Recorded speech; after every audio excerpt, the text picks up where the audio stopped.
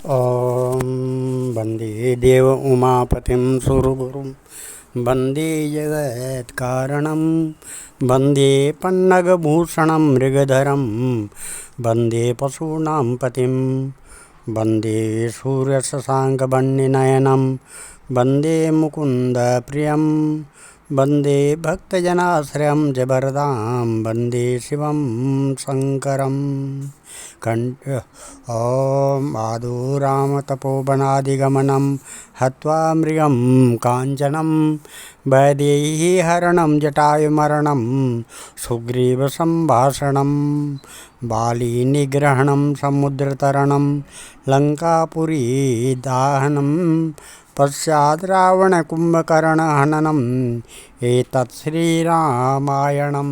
भगवान राम के चरण कमलों में नतमस्तक होकर के हम ये रामचरितमानस अयोध्या कांड के 228वें दोहे से आगे की कथा को पढ़ रहे हैं, जो इस प्रकार है। सहस्रबाहु सुरनाथ शंकु के न राज मददीन कलंकु भरत की न या उचित उपाऊ रिपुर न रंजन राघव काऊ। सहस्रबाहु देवराज इंद्र और त्रिशंकु आदि किसको राजमद ने कलंक नहीं दिया। भरत ने यह उपाय उचित ही किया, क्योंकि शत्रु और ऋण को कभी जरा भी शेष नहीं रखना चाहिए। एक कीन नहीं भरत भलाई निदरे राम जाने असहाई। समुझ परी सो आज विशेषी समर सरोस राम मुख पेखी। हाँ, भरत ने एक बात अच्छी नहीं की, जो राम जी आपको असहाय जानकर उनका निरादर किया। पर आज संग्राम में श्री राम जी आपका क्रोध पूर्ण मुख देखकर यह बात भी उनकी समझ में विशेष रूप से आ जाएगी, अर्थात इस निरादर का फल भी वे अच्छी तरह पा जाएंगे। इतना कहत नीति रस भूला रन रन रस बिटप पुलक मिस फूला। प्रभुपद बंदी शीश रज राखी बोले सत्य सहज बलभासी। इतना कहते ही लक्ष्मण जी नीति रस भूल गए और युद्ध रस रूपी वृक्ष पुलकावली के बहाने से फूल उठा, अर्थात नीति की बात कहते कहते उनके शरीर में वीर रस छा गया। वे प्रभु श्री रामचंद्र जी के चरणों की वंदना करके चरण रज को सिर पर रखकर सच्चा और स्वाभाविक बल कहते हुए बोले, अनुचित नाथ न मानव मोरा भरत हमई उपचार न थोरा। कह लगी सही राहि मन मारे नाथ साथ धनु हाथ हमारे। है नाथ, मेरा कहना अनुचित न मानिएगा। भरत ने हमें कम नहीं प्रचारा है, हमारे साथ कम छेड़छाड़ नहीं की है। आखिर कहाँ तक सहा जाए और मन मारे रहा जाए, जब स्वामी हमारे साथ हैं और धनुष हमारे हाथ में है। छत्र जाति रघुकुल जन्म राम अनुग जगु जान। लातों मारे चढ़ती सिर नीच की धूरी समान। क्षत्रिय जाति रघुकुल में जन्म और फिर मैं श्री राम जी आपका अनुगामी सेवक हूँ, यह जगत जानता है। फिर भला कैसे सहा जाए। धूल के समान नीच को कौन है, परंतु वह भी लात मारने पर सिर ही चढ़ती रहती है। उठी कर जोरी रजाय समागा मनहु वीर रस सोवत जागा। बांध जटा सिर का कसी कटि भाता साज सरासन साय को हाथा। यूँ कहकर लक्ष्मण जी ने उठकर हाथ जोड़कर आज्ञा मांगी, मानो वीर रस शेष होते से जाग उठाओ। सिर पर जटा बांधकर कमर में तरकस कस लिया और धनुष को सजकर तथा बाणों को हाथ में लेकर कहा, आज राम सेवक जस लेऊँ भरत समर सिखावन देऊँ। राम निरादर कर फल पाई सो वहूँ समर सेज दो भाई। आज मैं श्री राम आपका सेवक होने का यश लूँ और भरत को संग्राम में शिक्षा दूँ। श्री रामचंद्र जी आपके निरादर फल पाकर दोनों भाई भरत शत्रुघ्न रणशैया पर सोए। आय बना भल सकल समाजु प्रकट करऊँ ऋष पाछल आजू। जिमि करे निकर दलय मृगराजू ले लपेट लवा जिमि बाजू।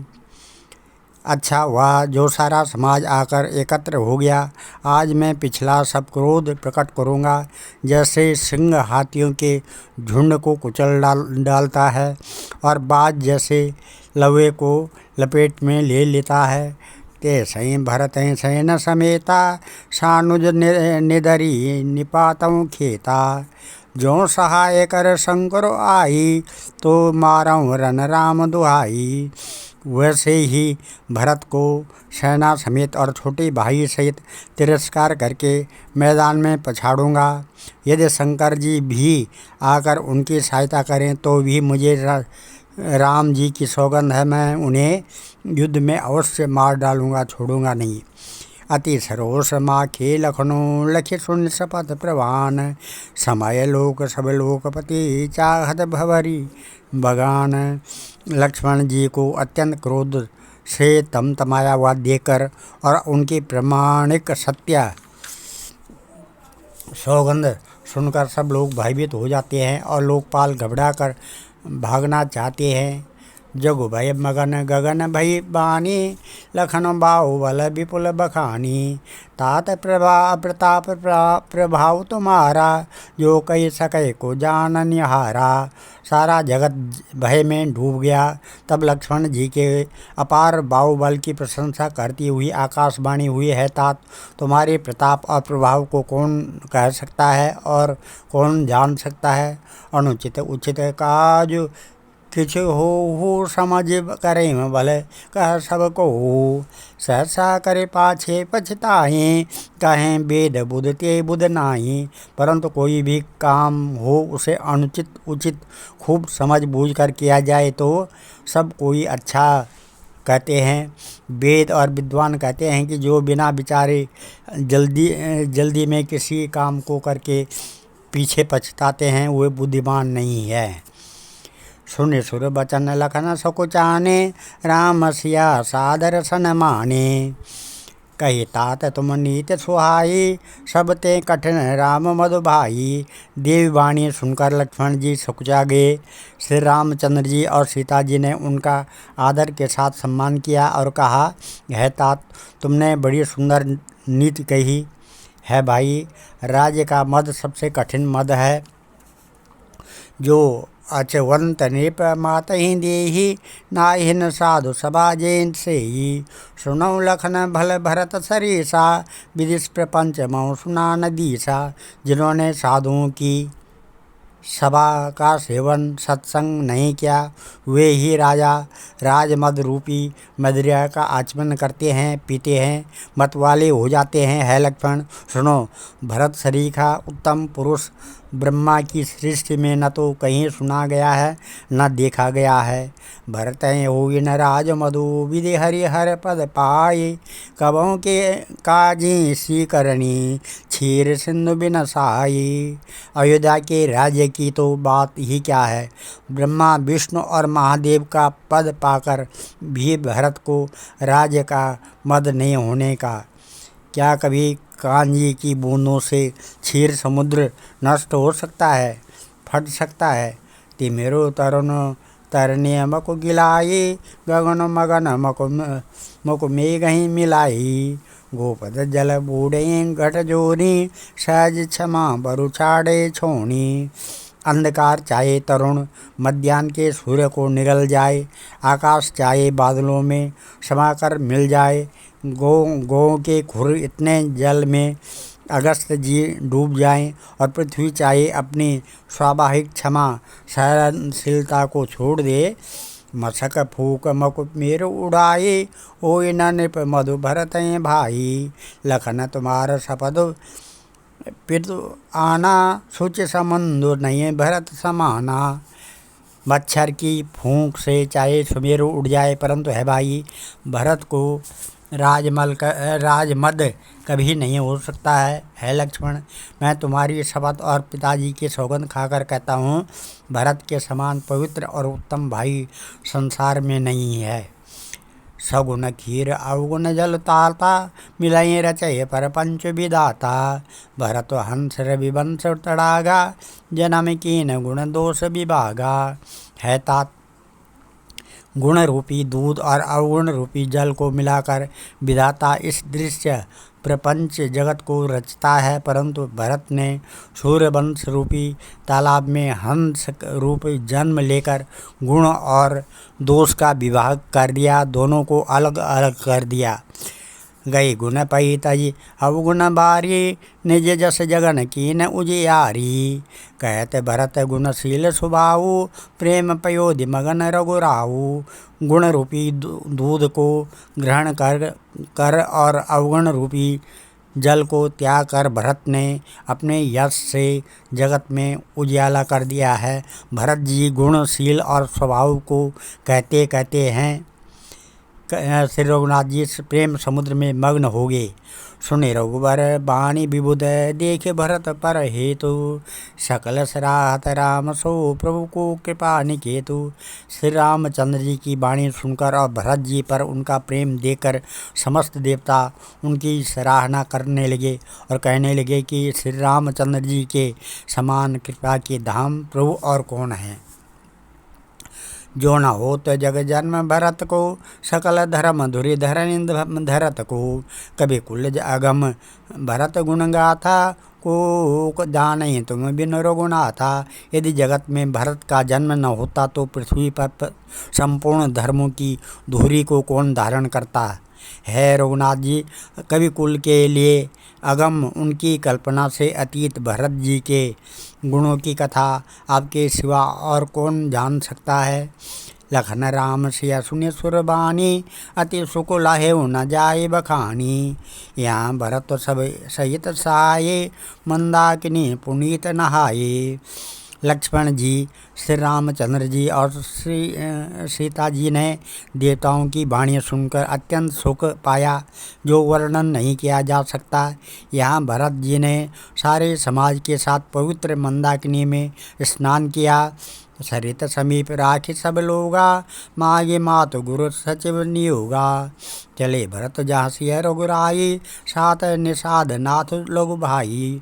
फिर सबको नदी के समीप ठहराकर तथा माता और गुरु और मंत्री की आज्ञा मांगकर निषाद राज और शत्रुघ्न को साथ लेकर भरत जी वहाँ को चले जहाँ श्री सीता जी और श्री रघुनाथ जी थे। समुझे मातु कर तब सकुचाई, करत कुतरक कोट मन माई। राम लखन सिय सुनि मम नाऊँ, उठे जाने अनत नहीं तज ठाऊँ।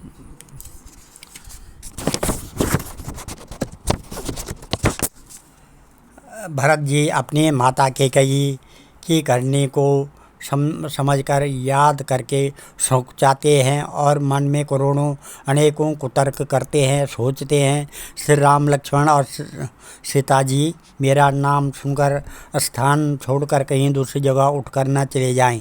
मात मते महु मानि मोही, जो कछ करें सो थोर। अग अवगुण छवि आदरही, समुझे अपनी ओर। मुझे माता के मत में मान कर वे जो कुछ भी करें सो थोड़ा है, पर वे अपनी ओर समझकर अपने विरध और संबंध को देकर मेरे पापों और अवगुणों को क्षमा करके मेरा आदर ही करेंगे। जो परिहरि मलिन मनम जानी, जो सन्मान्य सेवक माही।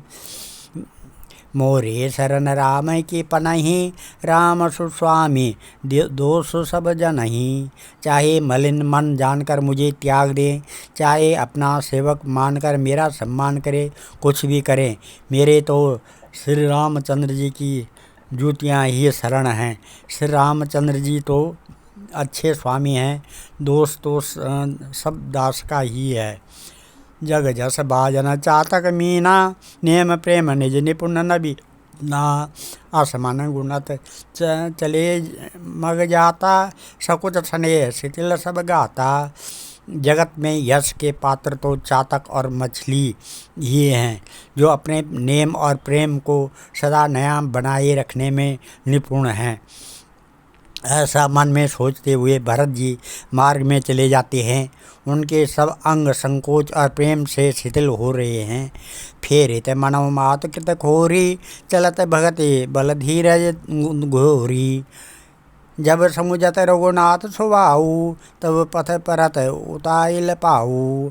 माता की हुई बुराई मानो उन्हें लौटाती है, पर धीरज की धुरी को धारण करने वाले भरत जी भक्ति के बल से चले जाते हैं। और जब श्री रघुनाथ जी के स्वभाव को समझते स्मरण करते हैं, तब मार्ग में उनके पैर जल्दी जल्दी पड़ने लगते हैं। भरत दशाते अवसर कैसी, जल प्रवाह जल अली गति जैसी। देखि भरत कर सोच सनेहु, बा निषाधते समय विदेहु। उस समय भरत की दशा कैसी है, जैसे जल के प्रवाह में जल के भोरे की गति होती है। भरत जी का सोच और प्रेम देकर उस समय निषाद विदेह हो गया, देह की शुद्ध बुध भूल गया। लगे होन मंगल सगुन, सुनि गुनि कहत निषादो। मिटाए सोच होए हरसो, पुण्य परिणाम विषादो। मंगल शकुन होने लगे, उन्हें सुनकर और विचार कर निषाद कहने लगा, सोच मिटेगा हर्ष होगा, पर फिर अंत में दुख होगा। सेवक बचन सत्य सब जाने, आश्रम निकट जाए नियराने। भरत दीखि बन शैल समाजु, मुदित क्षुदित जनो पाए सुनाजू। भरत जी नए सेवक गृह के सब वचन सत्य जाने और आश्रम के समीप जा पहुँचे। वहाँ के वन और पर्वतों के समूह को देखा तो भरत जी इतने आनंदित हुए मानो कोई भूखा अच्छा अन्न भोजन पा गया हो। इति भीति जान प्रजा दुखारी, त्रिविध ताप पीड़ित गृह मारी। जाए सुराज सुदेश सुखारी, होई भरत गति यही अनुहारी। जैसे इति के भय से दुखी हुई और तीनों आध्यात्मिक आदि दैविक और आदि भौतिक तापों तथा कुरुग्रहों और महामारियों से पीड़ित प्रजा किसी उत्तम देश उत्तम राज्य में जाकर सुखी हो जाए, भरत जी की गति दशा ठीक उसी प्रकार हो रही है। अधिक जल बरसना न बरसना, चूहों का उत्पात, टिड्डियाँ तोते और दूसरे की चढ़ाई, खेतों में बाधा देने वाले इन 6 उपद्रवों को इति कहते हैं। राम बास बन संपत्ति भराजा, सुखी प्रजा जन पाई सुराजा। सचिव विराग विवेक नरेशो, विपिन सुहावन पावन देशो। श्री रामचंद्र जी के निवास से वन की संपत्ति ऐसे सुशोभित है मानो अच्छे राजा को पाकर प्रजा सुखी हो। सुहावना वन ही पवित्र देश है, विवेक उसका राजा है और वैराग्य मंत्री है। भट जम नियम शैल रजधानी, शांति सुमति सुच सुंदर रानी। सकल अंग संपन्न सुराऊ, रामचरण आश्रित चित्तता चाहू। यम अहिंसा सत्य अस्तेय ब्रह्मचर्य और अपरिग्रह तथा नियम शौच संतोष तथा स्वाध्याय। ईश्वर प्राणी धान योद्धा हैं, पर्वत राजधानी है। शांति तथा सुबुद्धि 2 सुंदर पवित्र रानियां हैं। वह श्रेष्ठ राजा राज्य के सब अंगों से पूर्ण है और श्री रामचंद्र जी के चरणों के आश्रित रहने के से उनके चित्त में चाव आनंद हो उत्साह है। स्वामी अमात्य सुहृद कोश राष्ट्र दुर्ग और सेना राज्य के ये 7 अंग हैं। जीति मोहमय पालु दल सहित विवेक भुआलु, करत अकंटक राजपुर सुख संपदा सुखालु। मोह रूपी राजा को सेना सहित जीत कर विवेक रूपी राजा निष्कंटक राज्य कर रहा है। उसके नगर में सुख संपत्ति और सुकाल वर्तमान है। वन प्रदेश सुने बास घनेरे, जनपुर नगर गाँव गण खेरे। विपुल विचित्र विहग मृग नाना, प्रजा समाज न जाए बखाना। वन रूपी प्रांतों में जो मुनियों के बहुत से निवास स्थान हैं, वही मानव शहरों में नगरों गाँवों और खेड़ों का समूह है। बहुत से विचित्र पक्षी, अनेकों पशु ही मानव प्रजाओं का समाज है, जिसका वर्णन नहीं किया जा सकता है। खगहा करे हरि बाग बराहा देखे महेश वृक्ष साजो सराहा भैरो बिहाई चरहि एक संगा जाता मनऊ सेन चतुरंगा गैंडा हाथी सिंह बाघ सुअर भैंसे और बैलों को देकर राजा के साज को सराहते ही बनता है। ये सब आपस का बैर छोड़कर जहाँ तहाँ एक साथ विचरते हैं। यही मानो चतुरंगणी सेना है। झरना झरई मत गज गाजई मनऊ निशान विविध विध बाजई चत चकोर चातक सुख पिनगन कूजत मंज मराल मुदित मन।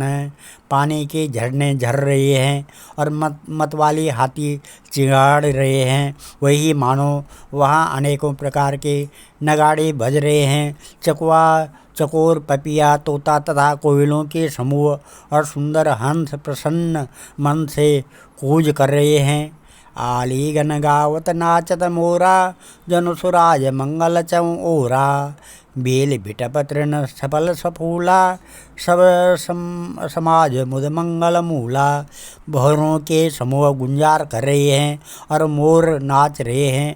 मानो उस अच्छे राज्य में चारों ओर मंगल हो रहा है। बेल वृक्ष तृण सब फल और फूलों से युक्त हैं। सारा समाज आनंद और मंगल का मूल बन रहा है। राम शैल शोभा निरखी भरत हृदय अति प्रेम तापस तप फल पाई निजमी सुख से राने नेम। श्री राम जी के पर्वत की शोभा देखकर भरत जी के हृदय में अत्यंत प्रेम हुआ। जैसे तपस्वी नियम की समाप्ति होने पर तपस्या का फल पाकर सुखी होता है। ये मास पारायण का विश्राम है। आज हम इस कथा को यहीं पर विराम देते हैं। कल 236वें दोहे से आगे की कथा पढ़ेंगे। ओम मंगलम भगवान विष्णु मंगलम गरुड़ध्वजा मंगलम पुंडरीकाक्षा मंगलाय तनो हरि मंगलम भगवान शंभु मंगलम वृषभध्वजा मंगलम पार्वतीनाथ मंगलाय शिव शंकर सर्वमंगल मांगल्ये शिवे सर्वार्थ साधिके शरणे त्र्यंबके गौरी नारायणी नमस्तुते अन्नपूर्णे सदापूर्णे शंकर प्राण वल्लभे ज्ञान सौभाग्य सिद्ध्यर्थम भिक्षां देहि च पार्वती। ओम सर्वे भवन्तु सुखिनः सर्वे सन्तु निरामया सर्वे भद्राणि पश्यन्तु मा कश्चित् दुःखभाग् भवेत्। धन्यवाद।